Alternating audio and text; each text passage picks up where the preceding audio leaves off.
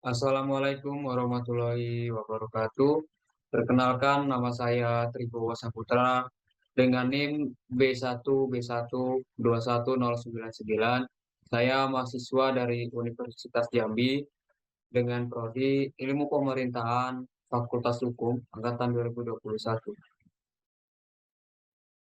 Baiklah, di sini saya akan memberikan sebuah materi berkenaan mengenai penyusunan anggaran dan pendapatan belanja negara atau biasa disebut dengan APBN.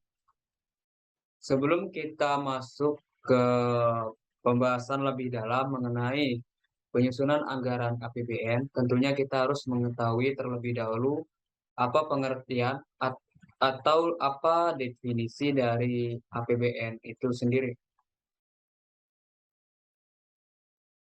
Pengertian APBN, APBN merupakan rencana tahunan keuangan pemerintahan negara yang persetujuannya itu perlu disetujui oleh anggota Dewan Perwakilan Rakyat atau DPR.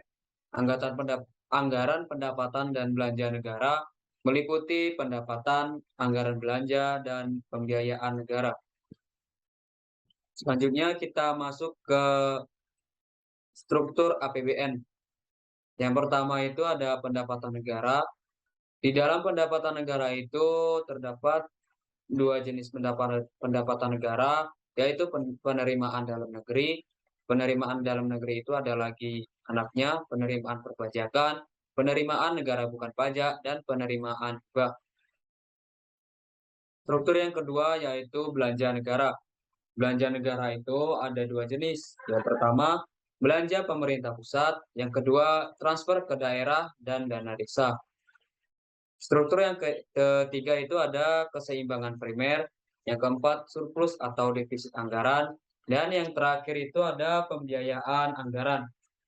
Pembiayaan anggaran itu ada lagi tiga jenisnya. Yang pertama ada pembiayaan utang, pembiayaan investasi, serta pemberian pinjaman. Oke, untuk lebih dalam mengenal struktur dari anggaran pendapatan belanja dan negara, kita masuk ke pendapatan negara. Pendapatan negara adalah hak pemerintah pusat yang diakui sebagai penambah nilai kekayaan bersih. Pendapatan negara terdiri atas penerimaan perpajakan, penerimaan negara bukan pajak, dan penerimaan hibah. Pendapatan negara jenis yang pertama itu penerimaan dalam negeri. Penerimaan dalam negeri itu adalah semua penerimaan yang diterima negara dalam bentuk penerimaan perpajakan, penerimaan dari sektor minyak bumi dan gas, migas dan non-migas, dan pemerintah dan penerimaan negara bukan pajak. Yang pertama penerimaan perpajakan. Pajak menjadi salah satu sumber dari penerimaan negara yang diketahui oleh seluruh masyarakat. Pajak sendiri menjadi sebuah pungutan yang akan dikenakan pada sebuah objek, baik barang, jasa, maupun aset tertentu yang nantinya memiliki nilai manfaat dan juga bisa menjadi sebuah kontribusi wajib untuk warga negara yang sudah bisa memenuhi kriteria sebagai seorang wajib pajak. Pungutan pajak itu memiliki sifat memaksa, yang artinya apabila seseorang wajib pajak nantinya tidak membayar pajak, maka akan dikenakan sebuah sanksi di dalamnya. Pajak sendiri itu memiliki sifat yang memaksa, sebab pajak sendiri adalah sumber dari penerimaan sebuah utama negara. Bukan hanya itu saja, pajak juga memiliki sifat yang adil, sehingga pungutan pajaknya akan didasari kondisi dan juga situasi dari si wajib pajak itu sendiri. Di Indonesia, di Indonesia sendiri itu ada dua pihak yang dilakukan oleh pemerintah dalam melalui dinas pendapatan dan daerah atau institusi yang terikat. Sedangkan beberapa jenis dari pajak pusat terdiri dari beberapa jenis sebagai berikut. Di sini kita lihat Yang pertama itu ada pendapatan pajak penghasilan. Pendapatan pajak penghasilan atau PPH, pajak yang PPH adalah pajak yang dikenakan kepada orang pribadi atau badan atas penghasilan yang diterima atau diperoleh dalam suatu tahun pajak.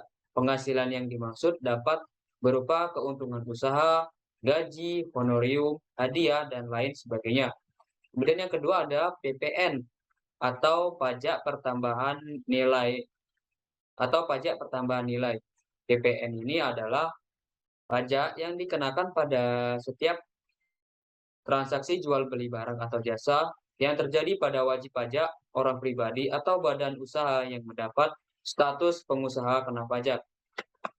Yang berikutnya itu ada namanya PBB atau pendapatan pajak bumi dan bangunan. PBB ini ialah pungutan atas tanah dan bangunan yang ada sebab adanya laba atau kedudukan sosial ekonomi bagi seseorang atau badan yang mempunyai suatu hak atasnya atau memperoleh manfaat asal padanya. Kemudian ada yang namanya pendapatan cukai.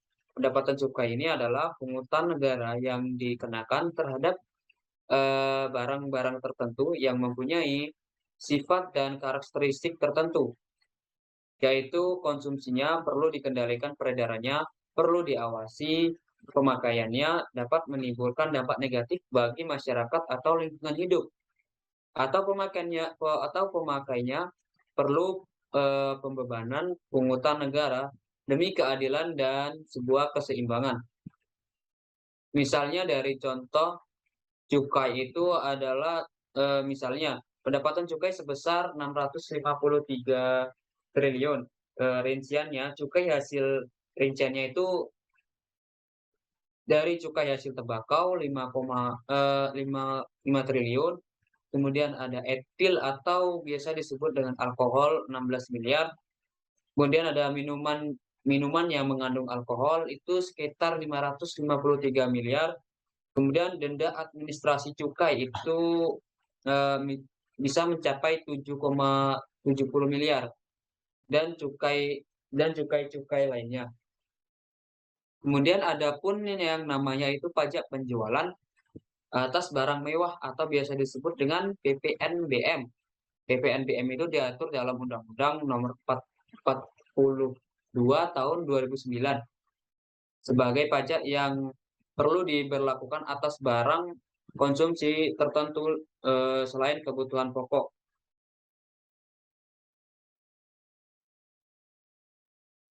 Yang terakhir itu ada yang namanya pajak internasional. Pajak internasional sendiri itu adalah pajak yang dikelola oleh Direktorat Jenderal Biaya dan Cukai berupa biaya masuk dan biaya keluar dan juga untuk beberapa barang-barang tertentu.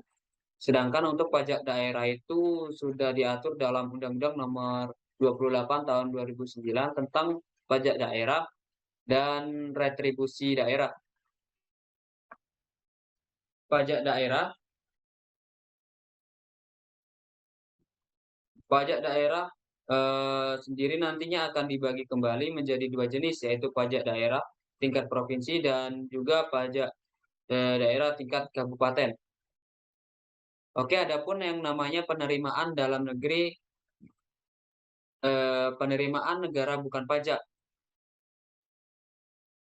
Penerimaan negara bukan pajak adalah seluruh penerimaan pemerintah pusat yang tidak berasal dari penerimaan perpajakan. Nah, antara lain itu sumber daya alam, bagian pemerintah atas laba, badan usaha milik negara, serta penerimaan negara bukan pajak lainnya.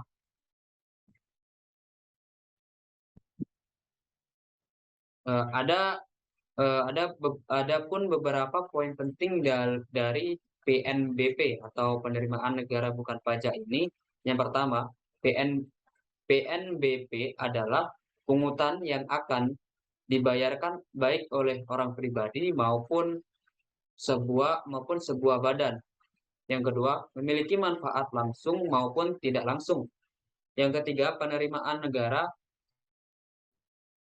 penerimaan negara bukan pajak nantinya dipungut berdasarkan peraturan yang sudah diatur dalam sebuah perundang-undangan. Yang terakhir, penerimaan negara bukan pajak wajib dikelola menurut aturan dan mekanisme dari sebuah APBN. Oke, kita masuk ke materi yang berikutnya, struktur yang berikutnya yaitu penerimaan hibah. Penerimaan hibah itu adalah setiap penerimaan pemerintah pusat, baik dalam bentuk uang, barang, jasa, dan atau surat berharga yang diperoleh dari pemberi hibah yang tidak perlu dibayar kembali, yang berasal dari baik dari dalam negeri maupun dari luar negeri. Struktur yang kedua itu ada yang namanya belanja negara. Di dalam belanja negara itu terdapat dua jenis. Yang pertama, belanja pemerintah pusat. Di dalam belanja pemerintah pusat itu meliputi belanja pegawai, belanja-belanja barang, belanja modal, pembayaran bunga utang, subsidi, belanja hibah, bantuan sosial, dan belanja lain-lain. Adapun yang dimaksud dengan belanja pegawai itu adalah belanja pegawai itu adalah kompensasi terhadap pegawai, baik dalam bentuk uang maupun dalam bentuk barang, yang harus dibayarkan kepada pegawai pemerintah dalam dan luar negeri, baik kepada pejabat negara, pegawai negeri sipil atau biasa disebut dengan PNS, dan pegawai yang dipekerjakan oleh pemerintah yang masih berstatus sebagai PNS dan atau non-PNS. Kemudian ada yang namanya belanja-belanja barang. Belanja-belanja barang ini merupakan pengeluaran anggaran negara untuk pengadaan barang yang dimaksudkan untuk diserahkan kepada masyarakat atau entitas lain yang ditujukan kegiatannya tidak termasuk dalam kriteria kegiatan bantuan sosial. Kemudian ada yang namanya sebuah belanja modal. Belanja modal ini merupakan belanja modal itu meliputi antara lain belanja modal untuk perolehan tanah, gedung dan bangunan, serta aset yang tidak berwujud. Kemudian ada yang namanya belanja pembayaran bunga utang. Belanja utang itu adalah kewajiban utang pengeluaran pemerintah untuk membayar sejumlah bunga yang dilakukan atas kewajiban penggunaan pokok utang, baik utang itu dari dalam negeri maupun dari luar negeri, yang dihitung berdasarkan posisi pinjaman jangka pendek atau jangka panjangnya. Kemudian ada yang namanya belanja hibah. Belanja hibah ini adalah setiap pengeluaran pemerintah pusat dalam bentuk uang, barang, jasa, dan atau surat berharga kepada pemerintah daerah, pemerintah lainnya, atau perusahaan daerah yang secara spesifik telah ditetapkan peruntukannya, bersifat tidak wajib dan tidak mengikuti serta tidak secara terus-menerus. Kemudian jenis dari belanja negara yang kedua ada yang namanya transfer ke daerah dan dana desa atau biasa disingkat dengan TKDD. TKDD ini adalah bagian dari belanja negara yang dialokasikan dalam APBN kepada daerah dan desa dalam rangka mendanai pelaksanaan urusan yang telah diserahkan kepada daerah dan atau desa. TKDD ini terdiri dari dana desa, dana perimbangan, dana insentif daerah atau DID, dana otonomi khusus atau OTSUS, dan dana keistimewaan daerah istimewa Yogyakarta. Adapun yang dimaksud dengan dana desa di sini adalah dana desa itu adalah dana yang dialokasikan dalam APBN yang diperuntukkan bagi desa yang ditransfer melalui anggaran pendapatan dan belanja negara, baik dari daerah kabupaten maupun dari kota, dan digunakan untuk membiayai penyelenggaraan pemerintah, pelaksanaan pembangunan, pembinaan kemasyarakatan, dan pemberdayaan masyarakat. Kemudian ada yang namanya sebuah dana perimbangan. Dana perimbangan ini adalah alokasi dana yang berasal dari pemasukan APBN. Dana perimbangan ini nantinya akan dialirkan pada wilayah-wilayah otonom. Tujuan dari pemberian dana perimbangan ini adalah untuk dipakai oleh daerah dalam rangka memenuhi program desentralisasi di daerah-daerah tersebut. Kemudian ada yang namanya dana insentif daerah atau DID. DID ini maksudnya adalah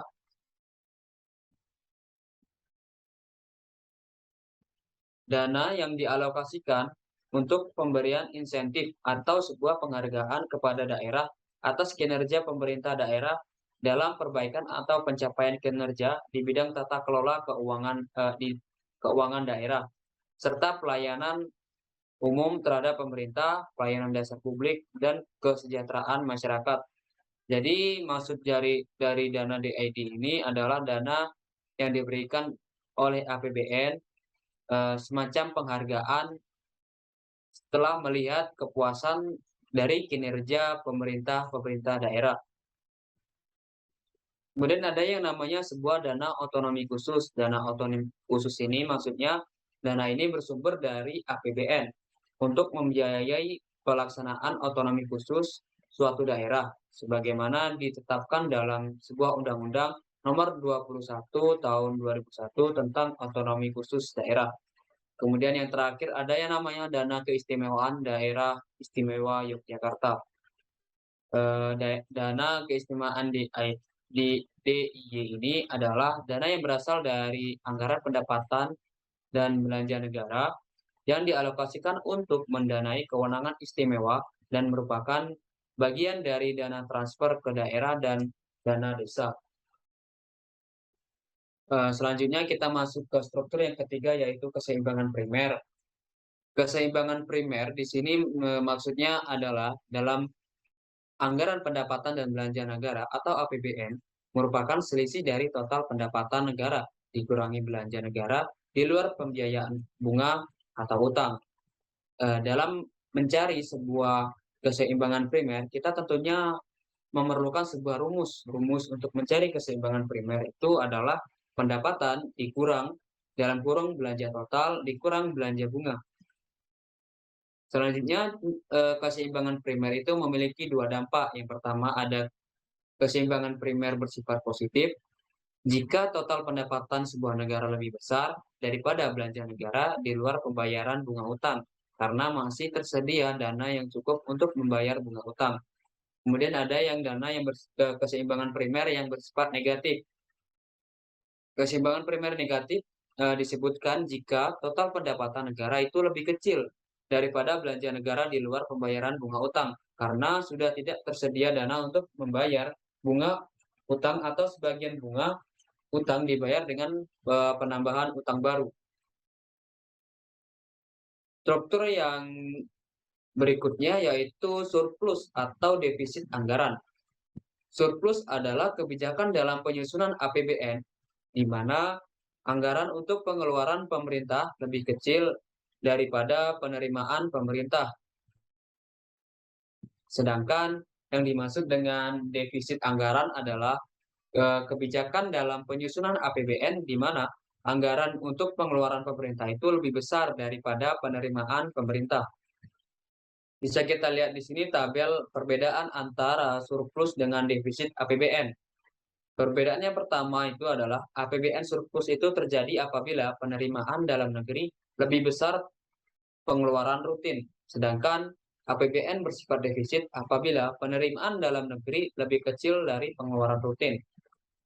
Surplus APBN disebut juga tabungan pemerintah jika merupakan sumber pembiayaan sebuah pembangunan.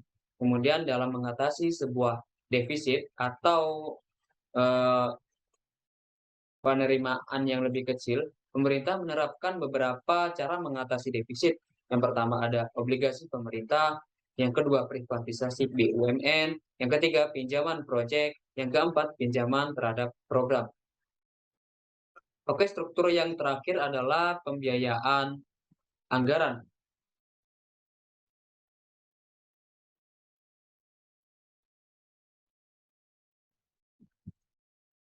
Pembiayaan anggaran, pembiayaan APBN adalah setiap penerimaan yang perlu dibayar kembali dan atau pengeluaran yang akan diterima kembali pada tahun anggaran yang bersangkutan atau tahun-tahun yang berikutnya. Pembiayaan itu terdapat 3 jenisnya. Yang pertama ada pembiayaan utang. Maksud dari pembiayaan utang adalah cara mendapatkan uang atau modal dalam menjalankan atau melakukan sesuatu dengan berutang. Salah satunya adalah dengan cara menerbitkan sebuah surat utang atau biasa disebut dengan obligasi. Cara lain juga yang tidak cukup terkenal itu kita melewat tagihan, pinjaman bank, dan wesel. Kemudian jenis yang kedua yaitu pembiayaan investasi. Maksud dari pembiayaan investasi itu merupakan fasilitas pembiayaan atau pengadaan barang-barang modal beserta jasa yang diberikan kepada perorangan, badan usaha maupun badan hukum yang diperlukan untuk aktivitas usaha atau investasi, rehabilitasi, ekspansi, dan relokasi tempat usaha. Yang ketiga yaitu ada namanya pemberian pinjaman. Pemberian pinjaman ini maksudnya adalah pinjaman pemerintah pusat kepada pemerintah daerah, badan usaha milik negara atau BUMN, lembaga dan atau badan lainnya yang harus dibayar kembali dengan ketentuan dan persyaratan tertentu. Oke, kita masuk ke materi berikutnya mengenai siklus dari APBN atau penyusunan sebuah APBN. Sebelum kita masuk ke pemahaman materi yang lebih mendalam mengenai penyusunan anggaran pendapatan belanja dan negara, kita perlu mengetahui dasar hukum penentuan APBN. Dasar hukum penyusunan APBN itu mengacu didasarkan pada ketentuan pasal 23 ayat 1 Undang-Undang Dasar Negara Republik Indonesia tahun 1945 yang telah diubah menjadi pasal 23 ayat 1, ayat 2, dan ayat 3 Amandemen Undang-Undang Dasar 1945. Berdasarkan ketentuan tersebut, mekanisme penyusunan APBN itu harus mengikuti prosedur sebagai berikut.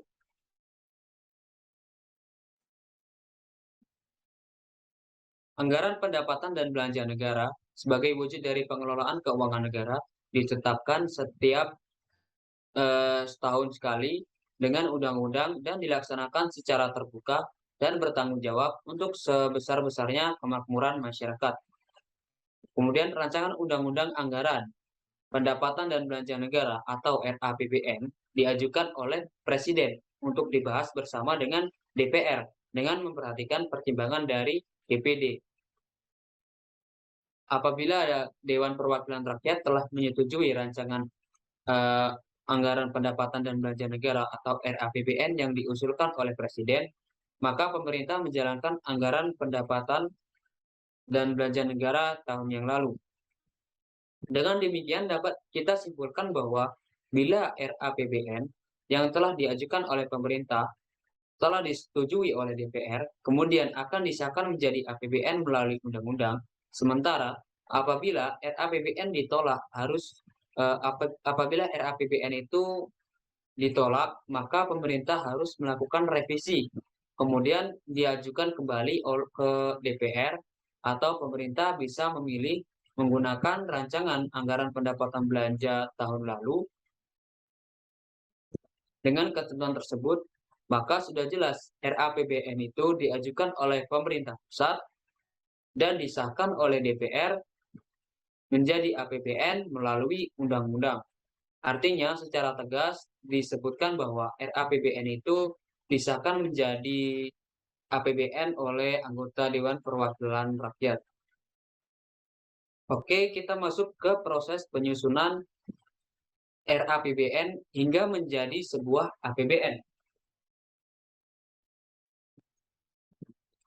Penyusunan yang pertama itu pemerintah melakukan perencanaan dan penganggaran dari mulai bulan Januari hingga bulan Juli.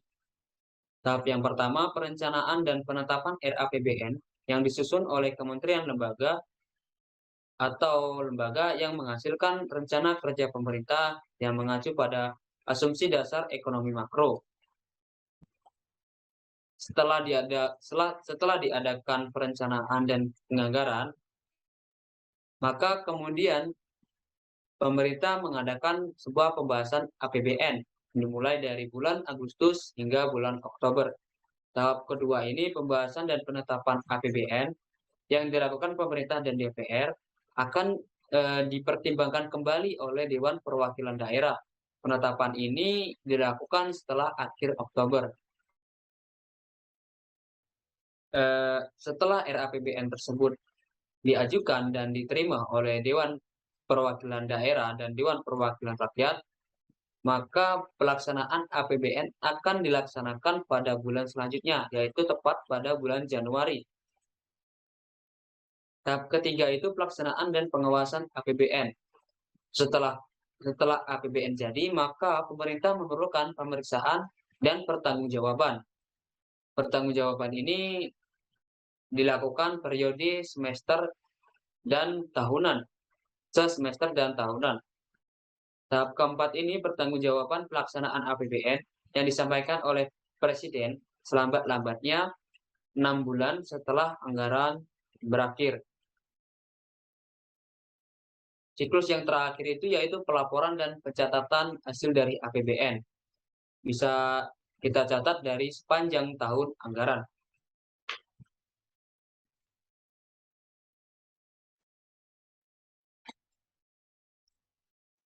Selain terdapat struktur dan siklus, tentunya di dalam APBN itu juga terdapat sebuah unsur di dalamnya. Unsur yang pertama adalah APBN itu sebagai pengelolaan keuangan negara. Yang kedua, APBN ditetapkan setiap tahun dan berlaku hanya untuk 1 tahun sekali. Yang ketiga, APBN ditetapkan dengan undang-undang. Yang keempat, APBN itu dilaksanakan secara terbuka dan bertanggung jawab. Yang kelima, sumber APBN adalah rakyat, sehingga keberadaannya harus dilakukan dalam sebuah undang-undang. Dan yang terakhir adalah APBN ditujukan untuk kemakmuran masyarakat sekitar.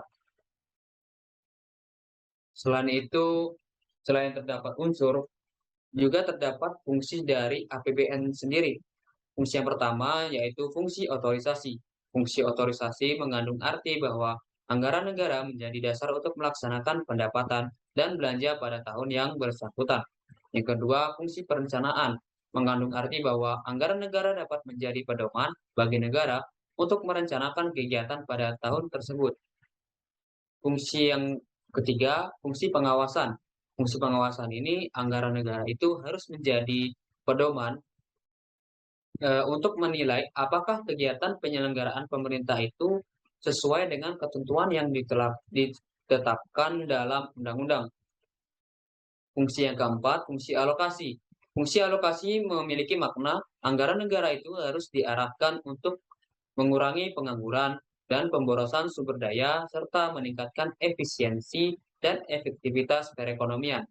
Fungsi yang keempat, fungsi distribusi. Fungsi distribusi itu sebagai kebijakan anggaran negara harus memperhatikan rasa keadilan dan kepatuhan, sehingga masyarakat akan mendapatkan dampaknya tersendiri dari pelayanan yang telah diberikan oleh pemangku kebijakan. Kemudian fungsi yang terakhir itu ada yang namanya fungsi stabilisasi. Fungsi stabilisasi ini maksudnya anggaran pemerintah menjadi alat untuk memelihara dan mengupayakan keseimbangan fundamental perekonomian. Oke, yang berikutnya ada pun prinsip dan asas dari penyusunan anggaran pendapatan belanja dan negara. Prinsip yang pertama itu APBN itu harus terarah dan terkendali sesuai dengan anggaran dan program kegiatannya. Yang kedua itu hemat, efisien, tidak boros, berdaya guna, dan sesuai kebutuhan teknis. Dan yang ketiga itu mengupayakan semaksimal mungkin untuk membeli produk dalam negeri. Kemudian ada yang namanya asas APBN. Asas APBN itu terdapat yang pertama, kemandirian. Kemandirian itu maksudnya yaitu meningkatkan sumber penerimaan dalam negeri. Yang kedua, penghematan atau peningkatan efisiensi dan produktivitas. Yang ketiga, penajaman prioritas pembangunan. Dan yang terakhir, menitik beratkan pada asas-asas dan undang-undang negara.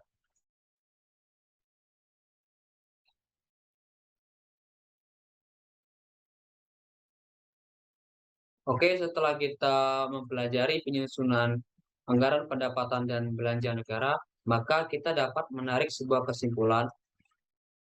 Anggaran pendapatan belanja dan negara adalah daftar sistematis dan terperinci yang memuat berbagai rencana penerimaan dan pengeluaran negara selama 1 tahun dalam rangka melaksanakan kegiatan-kegiatan kenegaraan demi tercapainya peningkatan produksi, peningkatan kesempatan kerja, pertumbuhan ekonomi yang cukup tinggi, serta pada akhirnya ditujukan untuk tercapainya masyarakat yang adil dan makmur, material maupun spiritual berdasarkan Pancasila dan Undang-Undang Dasar 1945. APBN sendiri juga memiliki sebuah fungsi. Fungsinya ada fungsi yang pertama, fungsi otorisasi, fungsi perencanaan, pengawasan, alokasi, distribusi, dan stabilisasi. Baiklah, cukup sekian presentasi atau materi yang dapat saya sampaikan mengenai penyusunan anggaran pendapatan dan belanja negara. Semoga materi yang dapat saya sampaikan ini bisa menjadi wawasan dan pengetahuan untuk kita semua dalam memahami APBN negara. Sekian yang dapat saya sampaikan. Saya pamit undur diri. Akhirul kalam. Wassalamualaikum warahmatullahi wabarakatuh.